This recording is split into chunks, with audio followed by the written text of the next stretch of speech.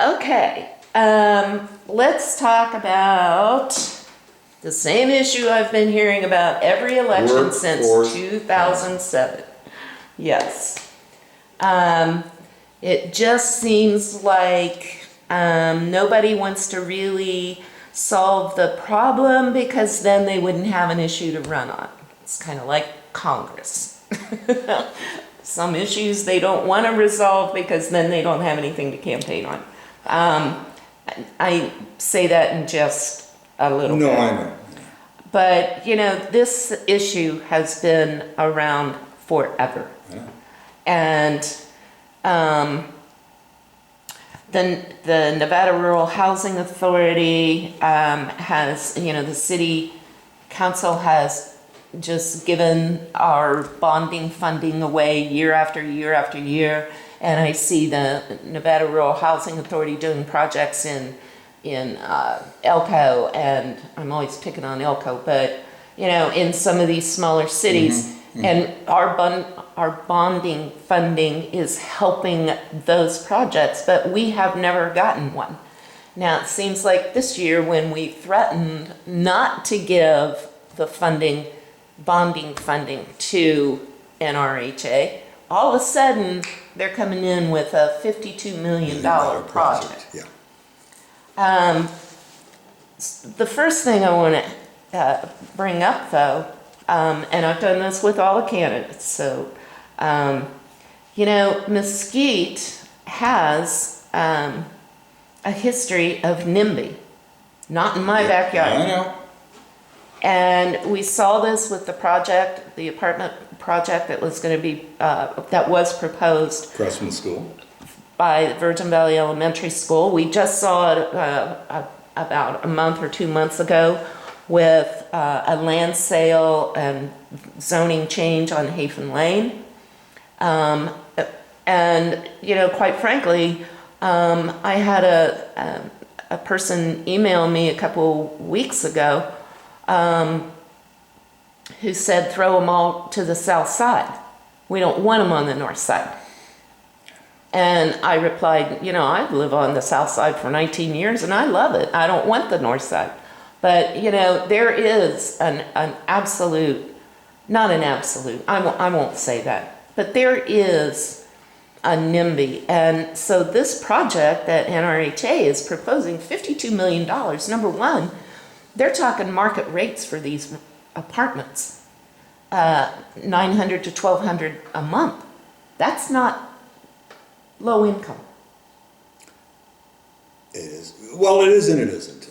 It depends on what, you know, workforce housing is such a nebulous term. Is workforce housing, let's say, for firemen that are making, whatever, $60,000 a year? Or is it workforce housing for somebody that's making $9 an hour at the casino?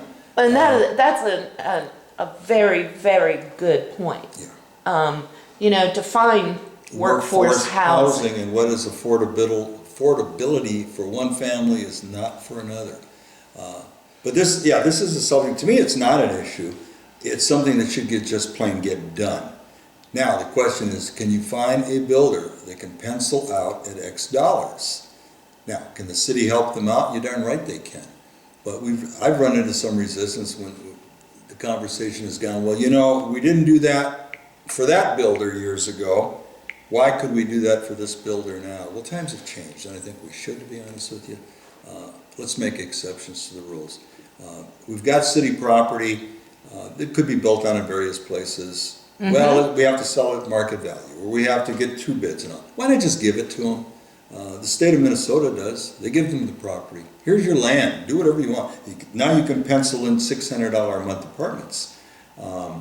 Give them the incentive of paying for the sewer hookups and the water hookups and so forth. Yeah, the infrastructure cost is and tremendous. Now with what the water district is proposing, now we're in a worse situation. So this $52 million project is an example, besides the fact that I'm hearing plenty of not in my backyard, that project. Yeah, because I just want to remind the readers that, you know, this project is set for 11 acres on Hillside Drive as you come out the entry from the high school. And it's about 50 yards from I-15. Yeah. But they can create another entrance with a little bit of work. It just takes, I've sat down with them and worked on them. I got the project sitting on my desk right now where it can be done. They like to get things going, quick and smooth. Take a little time, let's redesign it slightly so that it does work. Or maybe cut down the number of units a little bit if you have to. And they'd already talked about that, by the way. If it's up to me, and again, I don't make that decision. A city council sits there and you get 3 votes and it goes. But you don't always get 3 votes, and that's the problem. And then the pressure. I could tell you, well, the letters that I got on that last project across the elementary school were unbelievable. And I'll never mention the names of the people that signed them. It's immaterial. Yeah, but it's scary. It is. Because the council looked at it, as you remember, and they backed off of that. If I'd had the decision-making power at that point, I'd have said, I don't care what they think about it. Let them holler at us later. Build a damn thing, And I'm afraid this could happen with this other project right now. Yeah. The pressure's going to come on, and council, I know who's going to say yes probably, and I know who's going to say no.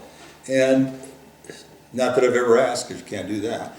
But I'm afraid that they're going to look at us and say, all right, we'll go away. And how do you get them back? Yeah.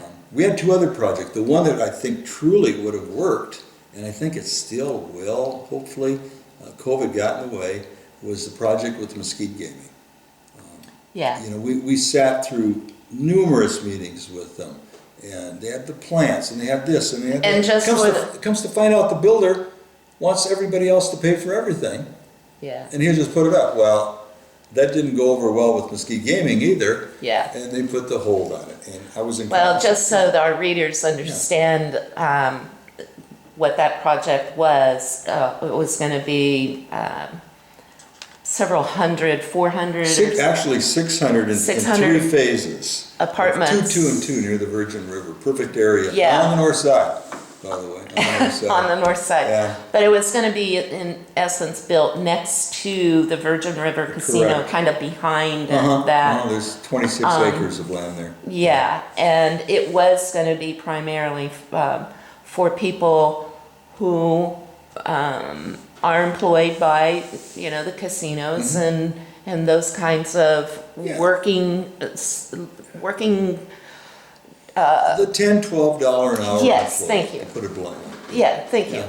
And I had even come up with a better idea that I suggested, and I suggested this to Mesquite Gaming, and they were kind of pondering it around at the time. I said, how about you guys subsidizing your employees? You're going to keep them longer, and let's say you're subsidizing $100 a month of their rent. I said, they're going to love it. They're going to stay. They're going to be more loyal employees with you. And I can tell you straight out, I talked to Dick Tomaso about that. And he thought it was, it hadn't been thought of before. I said, it's a great idea. Yeah. And then I spoke with him last week, and I said, where are we with this? Is it ever going to happen, or is it just going to be shuffled under the counter? And the comments that I did get back from Mesquite Gaming is, let's get this COVID thing out of our way first and see where we are. Right. And I can understand that. Oh, But, absolutely. they're running 30-40% fewer employees right now to start with. Yeah. So that demand isn't there, but it's going to be back. Sooner or later, it's going to be back. Yeah, I hope. Yeah, so that's a project. The other project would have been over on Hafen, the other side of the Veterans Center, which was also rural housing. And I'd like to go forward with that project. And Where the Archon building is. yeah, well, the Archon building has now been considered a charter school building. Okay. Yeah, and people have looked at that from Las Vegas. Is that going to occur? I don't know. Yeah. Charter schools are sometimes a little iffy. Yeah. Do we need one? Absolutely. Yeah. Well, just to kind of go back and clarify a little bit, what kind of incentives do you think is appropriate for the city to offer developers, builders, to get those lower range, and I'm not calling it anything but lower range cost and types of housing areas and projects and complexes and So what kind of incentives do okay. you think are appropriate for the city? We've worked out an incentive program. Okay. It's a matrix that took some time to put together based on what they can offer us. You have to stay within certain parameters. For instance, if it's in the RDA zone, you can certainly come up with all sorts of RDA monies for the project. There's no doubt about that. They look at the RDA a little too rigidly, but there's more flex there than meets the eye, I think, Yeah. in utilizing that money. The city can come forward. The city should not be property owners of buildings or anything like that. I've been in cities where there's city-funded slums before they're all done. Yeah. You know how that works, and it's not good. No. But, okay, can we offer incentive cash, probably through RD amenities for electric hookups, for water, for even gas as it comes into town? Yeah, I think we can, and stay within the law and do what we want to do. Can we give them the land? I think if we rewrite the laws a little bit, we could probably do that. The way things Okay. are written now, there's too much red tape. But Yeah. in other words, whatever. And I've told developers that. What is it that we can do to help you come to Mesquite? And of what do course, they say? They want less cost Okay. involved. That's the bottom line. They know exactly what pencils out per square foot. Yeah, it's not their first rodeo. No, not normally, not normally. And I think we'll give it to them if I think our council's willing. But then we've got that not in my backyard attitude out here, and it's snobbish. I'm sorry, it's snobbish. I'm up on the north side of the freeway. Why can't there be nice apartments on the north side of the freeway? There's plenty of land, but everybody says the same thing. I heard it just the other day, and it came from, and I won't mention the area even that it came from. Well, you know the kind of people it's going to bring. And I said, my comment was, yeah, the kind of people that wait on you, the kind of people that cash your check, the kind of people that sell you the clothing you need on your back. Those are the kind of people we're dealing with. I don't know where they're, Yeah. just because, and even as you go as far as Section 8 housing, I've dealt with Section 8 housing before in my life, where it's government subsidized housing. Right. These are not hotbeds of crime, sorry. These are people that are just not as fortunate as other people, and they don't have that real good paying job. It doesn't mean that there's something wrong with them. Where they didn't plan well for their future, and now they're living on only Social Security because there's no other income. And we look down on these people, and it's not right. Yeah, I agree. Yeah. Okay.